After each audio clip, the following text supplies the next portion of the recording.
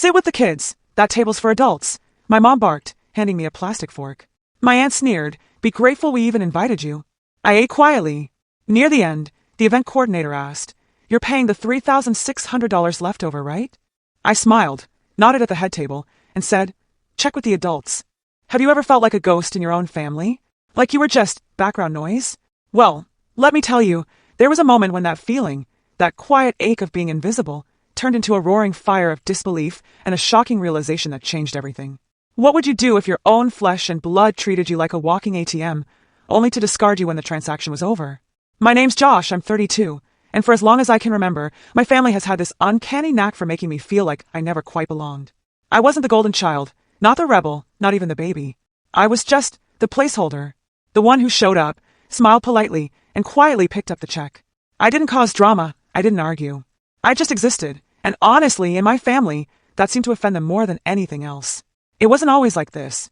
Growing up, I genuinely thought we were a normal family. Dinners, vacations, even some Christmas mornings where I felt truly happy.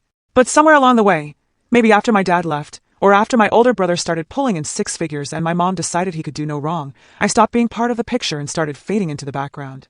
I moved out at 19, put myself through school, and quietly climbed the ladder at a logistics firm. Now I make good money, but you'd never know it from the way they treat me. If anything, the better I did, the colder they became. It was like success was something I wasn't allowed to have, or worse, something they felt entitled to benefit from without ever acknowledging the sheer effort I put in. The latest insult, it came wrapped in fancy white linen napkins and a staggering $3,600 bill. My cousin Melanie, my aunt's youngest, was having an engagement dinner. Not the wedding, mind you, just the engagement dinner, because apparently, proposing with a ring you could probably see from space wasn't enough of a spectacle. My aunt, who, let's be honest, has never said a kind word to me that wasn't about borrowing money, declared it a family-sponsored event. In our family code, that translates to, Josh is paying for it.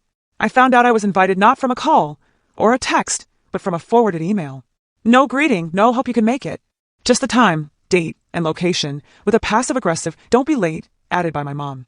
I stared at the screen, debating whether I even wanted to go. I hadn't seen most of them in over a year. The last time, my mom introduced me to a friend as the one who's still single, still renting, and still doesn't visit enough. She said it like a joke. I didn't laugh.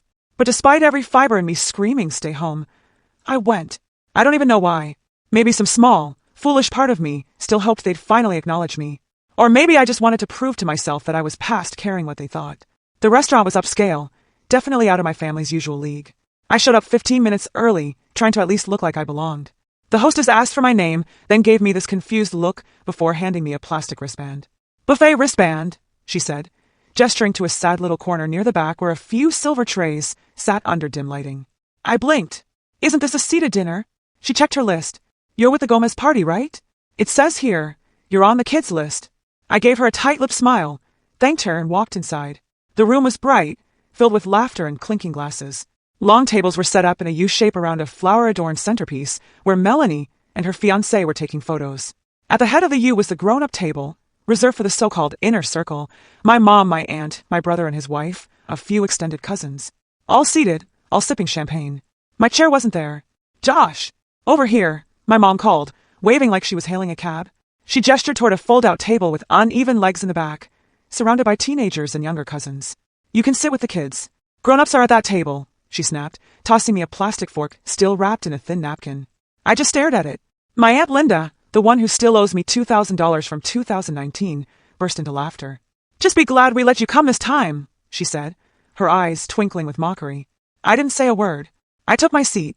The conversations at my table were about TikToks, college rejections, and who vaped behind the school gym. I sipped my water and nibbled on dry chicken that had clearly been sitting out too long. No one from the head table came by. Not once. I was invisible. At some point, my brother raised a toast to Melanie and Jason. May your love be as strong as your Instagram game. Everyone laughed. I clapped once or twice out of politeness. I wanted to leave, but something stopped me. Call it curiosity, call it spite. I stayed.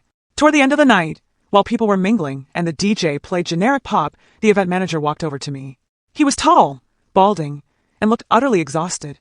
He leaned down, checked a clipboard, and said, Hey, just confirming you're covering the $3,600 balance tonight, right? I blinked. Sorry. He flipped the page and showed me. This was the agreement. $1,500 deposit already paid, and the remaining $3,600 is due by close. It's under your name. My stomach dropped. Who gave you my name? Linda Gomez, he said flatly. She said you were the one organizing the payment. Said it was your gift to the family. For a second, I couldn't speak. I looked toward the head table. My mom was laughing, swirling wine in a glass, while my aunt patted her on the back. I wasn't even surprised. I just felt empty. Then, a strange calm settled over me. I smiled, stood up slowly, and pointed toward them. Ask the grown-ups, I said. The event manager raised an eyebrow. So you're not? No. I cut him off. I'm just the guy with the plastic fork. He stared at me for a beat, then nodded once and walked off. I gathered my blazer, straightened the sleeves, and walked calmly out the side door. Unnoticed. Unmissed. I didn't go home right away.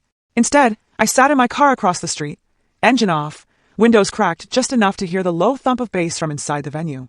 I watched through the windshield as servers carried trays of half-eaten cake and glasses of Prosecco as families posed for one last round of photos in front of the banner that read, "Forever Starts Now." It was almost poetic. A room full of people celebrating love and family, while simultaneously ostracizing one of their own, like it was a group tradition. I should have been angry. I should have felt some massive, burning surge of betrayal. But the truth? I didn't feel much of anything at all. Just tired. Tired of playing along. Tired of swallowing my pride for people who saw me as a wallet, not a relative. My phone buzzed once. A message from my brother. Nice of you to leave early. Mom says you're being dramatic again. I let out a dry laugh. Dramatic, right? As if being treated like a second-class citizen at a party you weren't even properly invited to, then being slapped with a $3,600 surprise bill, was just part of the family fun. That was the moment something in me finally clicked. Not a snap, more like a quiet shift. A decision. I pulled up my banking app and scrolled to the shared accounts I'd foolishly agreed to help manage years ago. You see, while my family had a habit of mocking me to my face, they had no issue linking their problems to my name behind closed doors. My mom's utilities, under my account, just until she fixed her credit. My aunt's emergency dental surgery, I co-signed the loan. My brother's second honeymoon, after blowing the budget on VIP upgrades. My credit card, they always said they'd pay me back. They never did, so I froze them. Not out of spite, out of clarity. I went one by one. Electric, gas, cable, mobile phones. All the accounts I was quietly paying for because family helps family. I turned them off, canceled them, removed my name, and in the cases where I could, scheduled official account closures. Then, I opened a new bank account under a different branch and began transferring my funds out. Every single dollar, gone from anything they could access.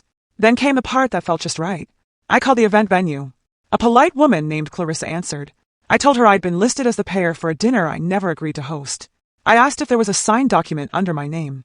There wasn't. Ma'am, I said calmly, I never authorized that charge. I won't be paying it. And if my name is used again without consent, I'll be getting my lawyer involved. Clarissa stammered, apologized, and said she'd take it up with the woman who made the booking. I thanked her, hung up, and finally drove home. The fallout started the next morning. 7:12 a.m., my phone buzzed. A group text. Josh, the venue says the payment bounced. What's going on? 7:29 a.m., my mom sent a separate message. Why are the lights not working? Did something happen with the electric bill? 7:34 a.m., Aunt Linda, I'm being told my credit is frozen because of you. This is completely unfair.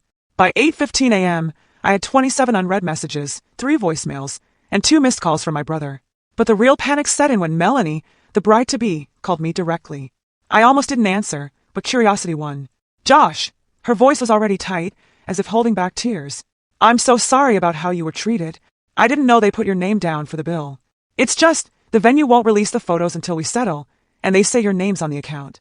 Could you maybe just cover it, and we'll sort it out later? I paused. I sat at a fold-out table. Mel, I said, my tone flat. With a plastic fork. You posted 100 photos and I wasn't in one. Why would I cover it? She sputtered. I didn't mean to exclude you, I swear. It was my mom and Aunt Linda. Ask the grown-ups, I said and hung up. That night, my phone blew up again, this time with a different tone. My mom started with guilt. I raised you better than this. Don't punish everyone for one silly misunderstanding. Then came my brother. You're overreacting.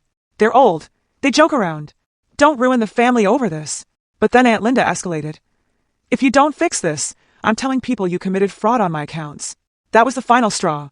I screenshotted every email and document showing her consent, every form she signed when I co-signed that loan. Then I sent them all to her, to my mom, and for good measure, to my lawyer, who I CC'd with a polite note. Hi Mark, just making sure you're aware of the threats being made toward me in relation to shared financial accounts. Silence. For 2 days. Not a single word. Then the apology text trickled in. Weak ones. Conditional ones. Sorry if you felt excluded. We didn't mean to make you uncomfortable. Let's just talk this out. But the best message, the one that truly made me sit back and smile, came from Clarissa, the event manager. She forwarded an email from my aunt, frantically asking to put the remaining $3,600 on her own card. It bounced 3 times, according to Clarissa's note. The balance is still outstanding. We've begun adding late fees. I leaned back in my chair, sipping coffee, and felt a strange peace I hadn't known in years. I wasn't the wallet anymore. I wasn't the placeholder.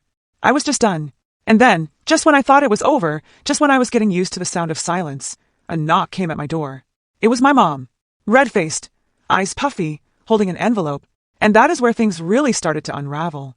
I stared at the door for a long moment before opening it. There was a part of me, small, childish maybe, that still hoped this was going to be the moment. That my mom was going to say something real. Something like, I'm sorry we treated you horribly. We took you for granted. We were wrong. But the moment I opened the door and saw her face, I knew better. She wasn't here for reconciliation. She was here for damage control. Josh, she said, giving me a tight smile that didn't reach her eyes. Can we talk? She held up the envelope like it was some kind of peace offering. I didn't say anything, just stepped aside, letting her walk in. She moved like someone who owned the place. Like this was still her territory, even though she hadn't visited once since I bought it 3 years ago. She sat on the edge of the couch like she was perched on a throne that didn't fit her anymore. She handed me the envelope. I opened it, expecting a handwritten note or a check. It was a printout of the venue invoice, unpaid $3,600, plus a $400 late fee. I looked at her. She cleared her throat, clasped her hands like she was praying, and gave me this carefully rehearsed sigh. I know things got tense, but this has gone too far, she began. We're family, Josh, and families don't punish each other like this. I said nothing. She continued. Your aunt's credit is frozen, your brother can't use his business card, and Melanie's crying every night because her photos are being held hostage. And for what? Because someone made a seating chart error. I raised an eyebrow. A seating chart error? She waved her hand like that detail was beneath her. Look, we all say things in the moment. Your aunt made a joke, you took it too personally, fine. But dragging this out, canceling accounts, calling lawyers, that's not the mature way to handle things. I leaned against the wall, arms crossed. You tossed me a plastic fork and told me to sit with the kids. You made me pay for your gas bill last month without asking. And then you put my name down for a bill you never told me about. That's not a joke. That's using someone. She blinked. It's not like you can't afford it. There it was. That sentence. That thing they always fall back on. The justification. He has money. He doesn't have a wife or kids. He's fine. So let's take more. You didn't even ask, I said quietly. You just assumed I'd cover it like always. She sighed again, standing now trying to shift the dynamic. I know we haven't always made you feel included, but you make it hard, Josh. You isolate yourself. You don't come to things. You never open up. Maybe if you tried harder, we wouldn't have these issues. Tried harder? I wanted to laugh. I wanted to scream. I'd spent years trying. Showing up to events I wasn't welcome at. Sending birthday gifts that got no thank yous. Paying bills that no one remembered. And here she was, turning it back on me like I hadn't done enough. Instead, I just looked her in the eye and asked, if I had said no to the bill before the dinner, would you have uninvited me? She didn't answer. Her silence was all I needed. She tried to pivot. Look, I don't have the money to pay this, and neither does your aunt. The venue's threatening legal action. You want Melanie to start her marriage in debt. I tilted my head. So you do want me to pay it? No, she said too quickly. I'm asking you to help. To do the right thing. I stepped forward, took the invoice, and slowly ripped it in half. Not out of anger. Deliberately. Slowly. A controlled break. Her mouth fell open. Mom, I said, my voice low but steady. I'm not your wallet. I'm not your safety net. I'm not your scapegoat. I'm your son. But I don't think you've seen me that way in years. She scoffed. So what? You're cutting us all off over a party. I shook my head. Not over a party. Over a pattern. One I'm finally done participating in. She stood frozen for a moment. Then, like she couldn't handle being on the back foot, she reached for the classic script. The one she used when I was a teenager and didn't want to lend her my paycheck for groceries she never bought. You think you're so perfect, huh? You think money makes you better than the rest of us. You're just bitter. You've always been bitter. I nodded. Maybe. But I'm not broke, and I'm not begging my son to fix a mess I created. That one landed. She stepped back like she'd been slapped, blinking too fast. Get out, Mom. She opened her mouth again, probably to say something sharp, something designed to cut, but saw the look in my eyes and stopped. She left without another word. That was 3 days ago. Since then, the silence has been deafening. No group chats, no late-night passive-aggressive messages. Just stillness. I haven't heard from my brother, or my aunt, or Melanie. I imagine they're scrambling to figure out how to pay the bill, or maybe they're too embarrassed. Maybe, just maybe, they're finally starting to understand that I'm not their backup plan. But last night, I got a new text from an unknown number. Josh, it's Jason. Melanie's fiancé. I think we need to talk. I didn't know half the stuff they did to you. Please meet me. That threw me, because Jason was never really in the mix. He always seemed quiet, just going with the flow. If he was reaching out to me, something's changed. Something big. I debated for a long time whether or not to respond to Jason's message. Part of me felt like it wasn't worth it, that whatever he had to say would just be more of the same excuses, deflections, half apologies. But another part of me, the one that remembered all the years I sat through birthdays alone at the kiddie table and paid bills behind the scenes like a ghost accountant, wanted to hear it. Maybe not for closure, but for confirmation. I needed to see with my own eyes whether there was anyone left in that tangled mess of a family tree who still had a shred of decency. So, I told him to meet me at a local coffee shop.